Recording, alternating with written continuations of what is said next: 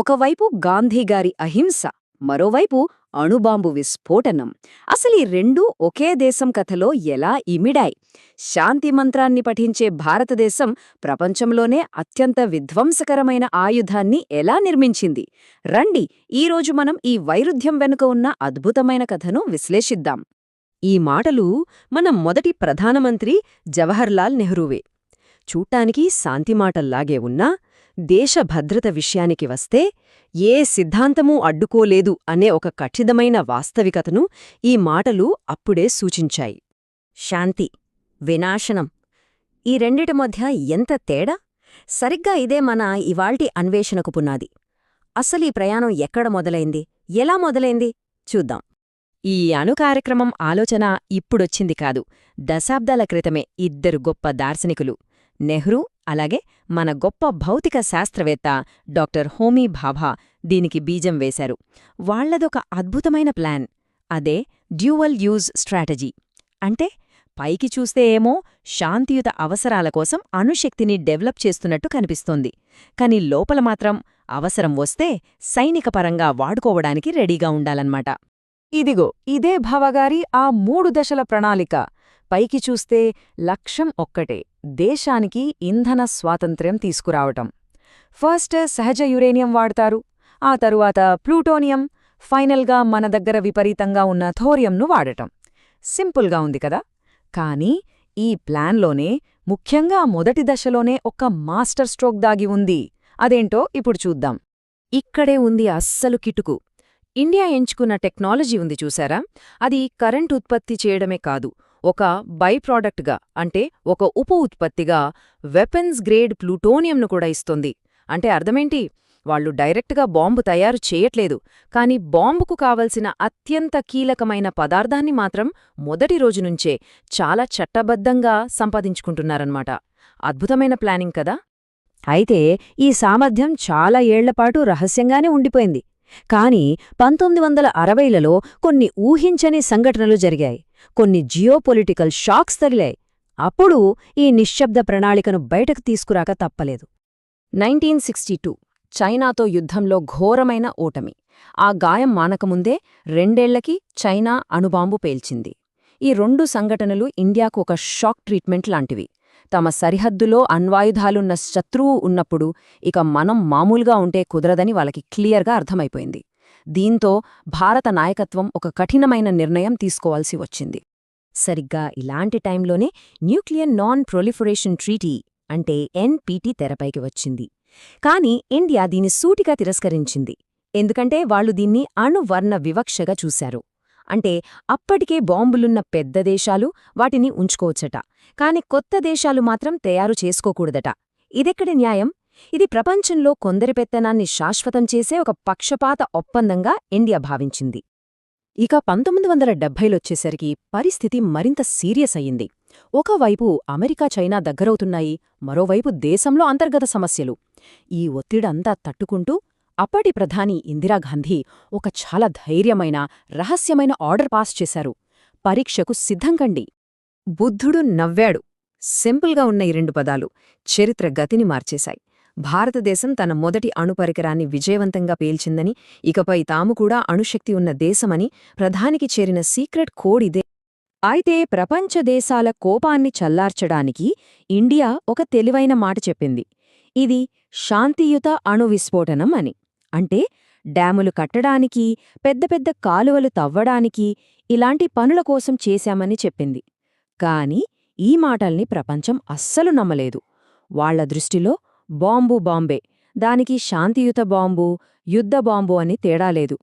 ప్రపంచం మొత్తం ఇండియా మీద మండిపడింది. టెక్నాలజీ పరంగా మనల్ని పూర్తిగా ఒంటరిని చేసింది.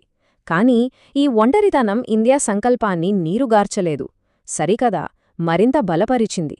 బయటివాళ్లు సహాయం చేయకపోతే పోయారు, మనకు కావలసింది మనమే ఇంకా రహస్యంగా సాధించుకోవాలని డిసైడ్ అయ్యారు. 1995లో ఒకసారి టెస్ట్ చేద్దామని ప్రయత్నిస్తే అమెరికా స్పైస్ శాటిలైట్స్ కనిపెట్టేశాయి. ఆ ప్రయత్నం ఫెయిల్ అయింది. కాని ఆ ఫెయిల్యూర్ ఇండియాకు ఒక పెద్ద పాఠం నేర్పింది. నెక్స్ట్ టైం ప్రపంచంలోనే అత్యంత పవర్ఫుల్ నిఘా వ్యవస్థ కళ్లకు గంతలు కట్టాలి, వాళ్లకు కనిపించకుండా మాయమైపోవాలి. ఈ సీక్రెట్ ఆపరేషన్ కోసం దేశంలోని టాప్ న్యూక్లియర్ సైంటిస్టులు తమ ల్యాబ్ కోట్లు పక్కన పెట్టి ఆర్మీ యూనిఫామ్స్ వేసుకున్నారు. వాళ్లకు కొత్త పేర్లు పెట్టారు. వాళ్లు మామూలు సైనికుల్లా కలిసిపోయారు. ఆలోచించండి, సైంటిస్టులు కాస్త సైనికులుగా మారిపోయారు. అద్భుతం కదూ! ఈ మొత్తం ఆపరేషన్కి హీరో ఎవరంటే భారత సైన్యంలోని 58వ ఇంజనీర్ రెజిమెంట్. వాళ్లు చేసిన మోసం 20వ శతాబ్దంలోనే one of the best deception operations. Spy శాటిలైట్స్ని పిచ్చోళ్లని చేశారు. వాళ్ల పద్ధతులు నిజంగా ఒక మాస్టర్ క్లాస్ లాంటివి. వాళ్ల ప్రతి కదలిక పైన ఆకాశంలో తిరుగుతున్న అమెరికన్ స్పై శాటిలైట్స్ టైమింగ్స్ బట్టి ఉండేది.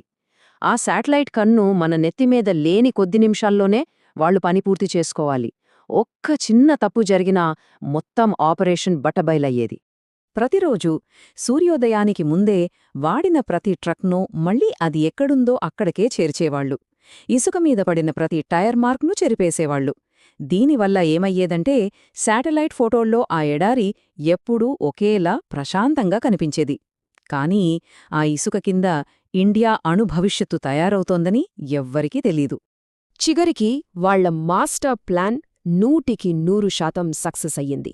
మే 1998లో ప్రపంచానికి ఏమాత్రం అనుమానం రాకుండా ఇండియా 5 అణుపరీక్షలను విజయవంతంగా పూర్తిచేసింది.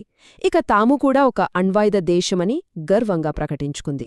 ప్రపంచంలోనే నంబర్ 1 ఇంటెలిజెన్స్ ఏజెన్సీ అని చెప్పుకునే సిఐఏకు ఇది పెద్ద షాక్. ఈ టెస్ట్ల గురించి వాళ్లకు ఎలా తెలిసిందంటే మనలాగే టీవీలో వార్తలు చూసి. దీన్ని బట్టే అర్థం చేసుకోవచ్చు ఇండియన్ డిసెప్షన్ ఎంత గొప్పగా సక్సెస్ అయ్యిందో. సరే, ఇండియా అణుశక్తిగా మారింది. కాని కథ ఇక్కడితో అయిపోలేదు. మళ్లీ ప్రపంచం కోపంతో ఊగిపోయింది, ఆంక్షలు విధించింది. కాని ఈసారి 1974లాగా కాదు. ఇండియా ఎదురుదాడికి సిద్ధంగా ఉంది. ఈసారి ఆర్థిక ఆంక్షలను ఎదుర్కోవడానికి ఇండియా ఒక కొత్త అస్త్రాన్ని వాడింది. అదే దేశభక్తి.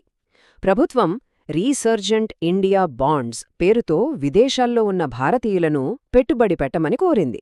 దానికి వచ్చిన రెస్పాన్స్ అద్భుతం. ఆంక్షల ప్రభావాన్ని సున్నా చేసే అంత డబ్బు సమకూరింది. అణ్వాయుధ దేశంగా మారిన తర్వాత ప్రపంచానికి భరోసా ఇవ్వడం కూడా అంతే ముఖ్యం. అందుకే ఇండియా నో ఫస్ట్ యూజ్ అనే పాలసీని ప్రకటించింది. అంటే మేం ముందుగా ఎవ్వరిమీద అణుబాంబు వెయ్యం, ఇవి కేవలం ఆత్మరక్షణ కోసమే. ఎవరైనా మామీద దాడి చేస్తేనే అప్పుడు ప్రతీకారంగా వాడతామని స్పష్టం చేసింది.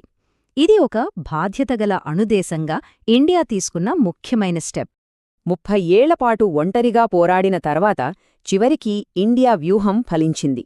2008లో అమెరికాతో కుదిరిన పౌర అణు ఒప్పందంతో ఇండియా ఒంటరితనం ముగిసింది.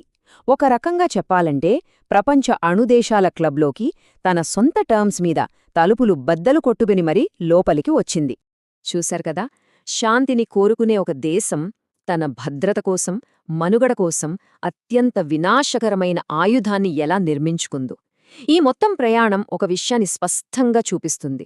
దేశ భద్రత ముందు కొన్నిసార్లు గొప్ప గొప్ప సిద్ధాంతాలు కూడా పక్కకు తప్పుకోవలసి వస్తుంది. మరిదంతా చూశాక మన ముందు నిల్చే ప్రశ్న ఒక్కటే: వ్యూహాత్మక స్వయం ప్రతిపత్తి సాధించడానికి మనం చెల్లించే అసలైన వెల ఎంత?